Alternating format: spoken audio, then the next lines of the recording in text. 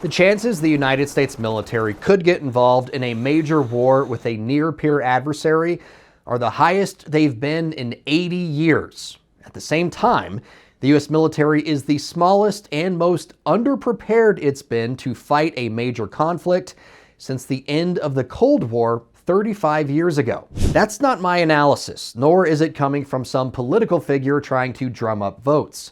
These are just some of the findings from a bipartisan panel appointed by Congress. An 8-member commission just released its analysis on the country's national defense strategy from 2022.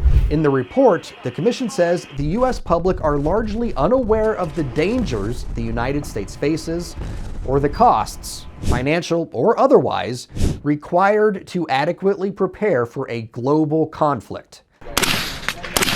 The report says a bipartisan call to arms is urgently needed now so the United States can make the changes and investments needed rather than waiting for the next Pearl Harbor or 9/11 to happen.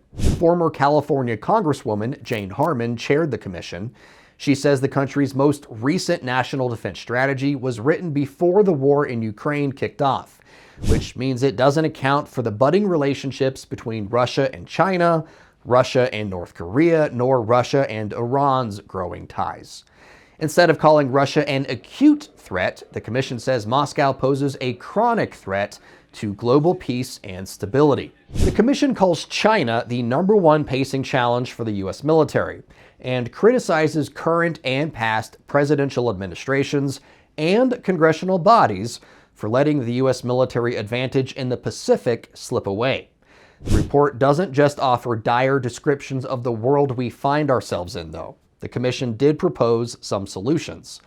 For starters, the Pentagon needs to ditch the Cold War-era construct of being ready to fight 2 wars against less capable adversaries.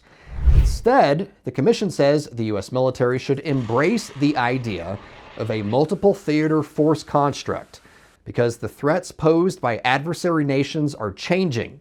Think Russia giving Iran nuclear know-how in exchange for drones. Adversaries are working together in ways they never have before, and the U.S. needs to adapt accordingly. The commission recommends the Pentagon and lawmakers take a, quote, aggressive, more of everything approach and combine the might of the U.S. military with the ingenuity of the tech sector to increase force readiness. The DoD's Replicator program, an initiative helmed by Deputy Defense Secretary Kathleen Hicks to field thousands of low-cost attritable drones, was one example of nimbleness named in the report. There are some straightforward recommendations too, like massively investing in U.S. shipbuilding, putting more submarines and uncrewed vessels in the Indo-Pacific, as well as building up more military facilities in the region and reinforcing the ones already there. The commission calls for a boost to the U.S. forward presence in Eastern Europe, complete with a new headquarters and facilities to support all sorts of units, like air defense, armored, and aviation units. And while the future of the next-generation air dominance fighter may be in jeopardy, the commissioners think the Navy and Air Force should have it. Commissioners are also calling out the weakness in the U.S. defense industrial base and say the Pentagon needs to ditch its outdated procurement process. Instead, the commission urges the Pentagon to work more closely with non-traditional defense contractors and lessen the barriers to entry for many allied nations. The DoD also needs to fund the recapitalization of armories and invest in advanced manufacturing and further stockpiling of munitions.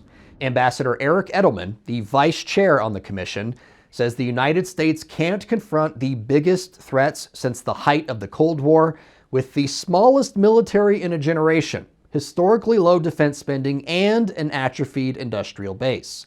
Because, as the ambassador puts it, deterring our adversaries from launching a disastrous war requires investment and demonstrating the ability to mobilize at wartime speed, not the pace of bureaucracy.